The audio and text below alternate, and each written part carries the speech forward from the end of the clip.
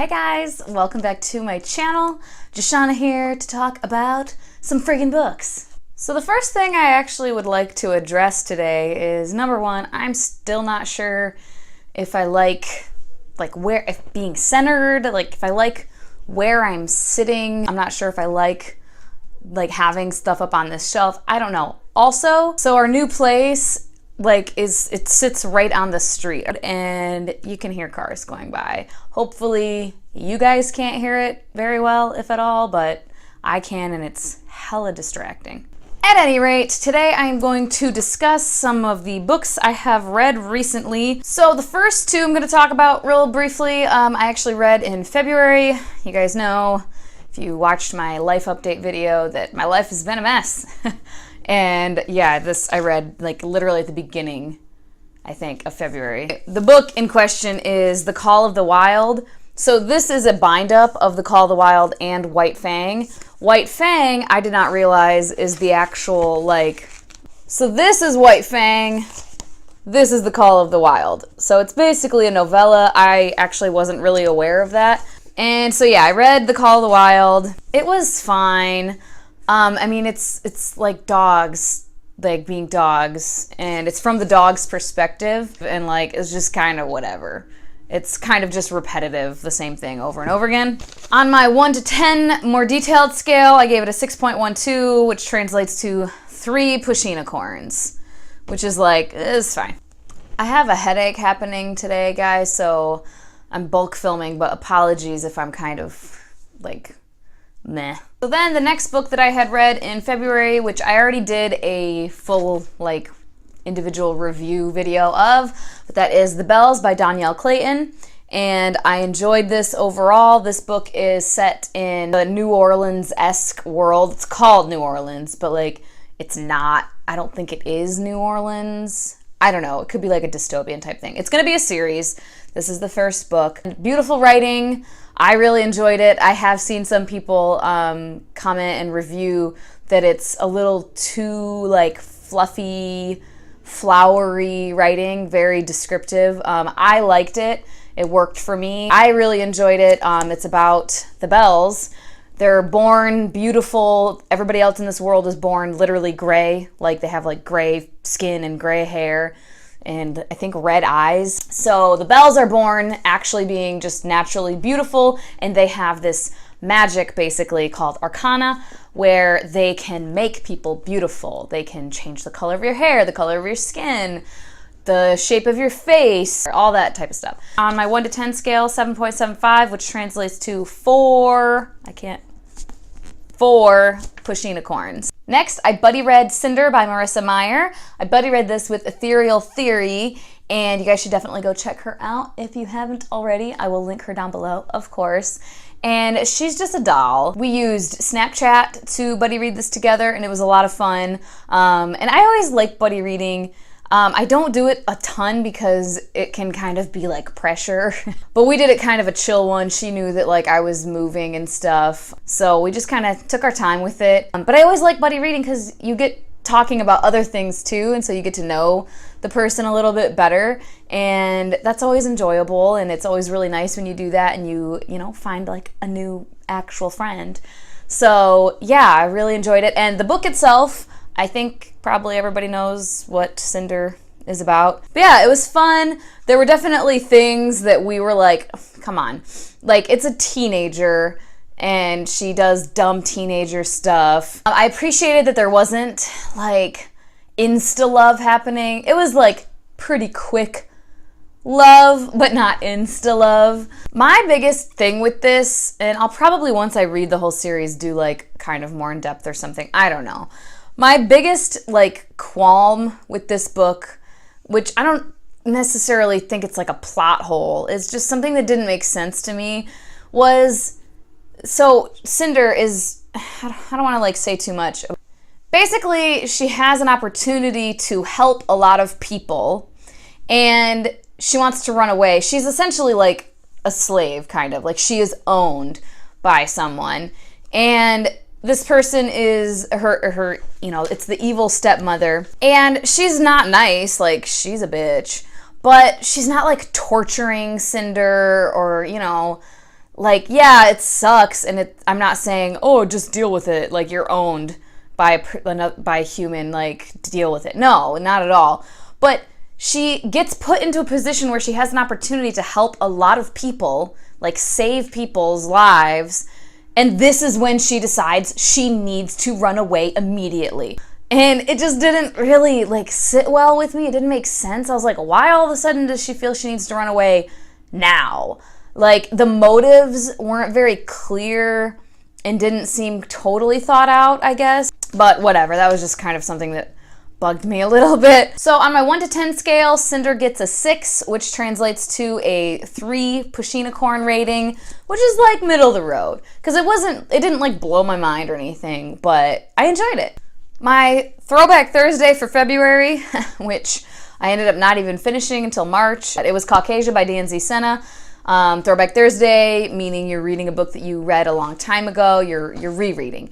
This book was one of my favorites for sure. I read it for the very first time in high school, and I have mentioned various times that I grew up in Michigan in a very rural, small, secluded town. I loved my upbringing, I loved my childhood because I have a very good family, but reading definitely for me, I've always been a reader, but something I've always appreciated about reading is the chance to go into other people's lives. And not growing up in a city with diversity, I didn't see it, you know what I mean? And I wasn't so ignorant to be like, what, there's diversity? What, racism exists? Like, I knew, of course. I just didn't ever see it, didn't ever experience it, didn't know anybody who did experience it. And so reading books like this was always great for me, and that's why it was one of my favorites, because it deals with a biracial couple, a black man and a white woman, who have 2 daughters together. And this book is told from the perspective of one of the daughters who is more light-skinned. She can pass as white. A lot of times people think she's Italian or Sicilian, or that she passes as Jewish for a large portion of the book. Then her sister, though, looks very much black. And her sister and her they're very close, but as they're growing up, they're seeing the rest of the world treating them differently. And it's just super interesting. I really appreciate it still to this day for the message it has and for what it can teach people. Obviously, this isn't written for me as representation. Duh, I'm white. But so for anybody who is a person of color, and especially someone who might experience colorism within their community, it's definitely great representation. I think I've read reviews and things, and it seems like it is. And again, the author herself is of mixed race, so she experienced this as well. But then for someone outside of the community, it's educational, honestly. It brings up things that you maybe wouldn't think of because you don't have a reason to think of it. White privilege, hello. So yeah, I still really liked it. I still really appreciate this book. I wouldn't necessarily say that it is one of my favorites of all time, maybe, but it's like now, as I was rereading it, I kind of was like, yeah, I know this. I know this now. As I've gotten older and moved away from my hometown and moved about in the world to various places, living now in a very large city, dating a black man, and just having different experiences and having different conversations with people and being more aware now, just because I have the opportunity to be more aware. I'm out in the world, not in this little bubble. So now it's kind of, I don't want to say it's redundant, but you know what I mean? When you read something, you're kind of like, yeah, okay, I already know this. Like, it's not teaching me anything I wasn't already aware of now. So it's a different reading experience. On this reread, on my 1 to 10 scale, it got a 7, which translates to 4 Pushina-corns. So still definitely on the higher end of my, favorite books of all time, I guess. So then I read 2 graphic novels from the library. I used Hoopla. If you have never used Hoopla, definitely check it out, especially for graphic novels. You can tap in, and so then when you're swiping, it's literally zoomed in on each frame. And I read Bingo Love by T. Franklin. I read this after I saw Pow at Super Pow talking about it.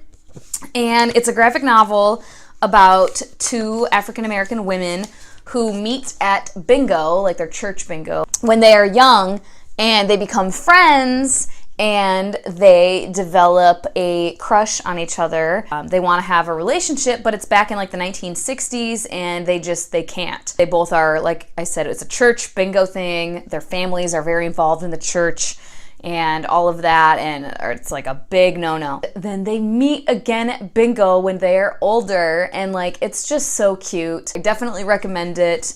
It's a short graphic novel, so it's not like it's going to take a lot of time out of your life either. But yeah, it was really, really enjoyable. I ended up giving that one a 7 on my 1 to 10 scale, which is 4 Pushinicorns. Then I got, also from Hoopla, Afar by Leila Del Duca. And this is another graphic novel. It's a sci-fi with black characters, and it's kind of weird. It's a sci-fi, and there's all these different planets, and our main character, or one of our main characters, she's in this one place, and her brother, and things happen.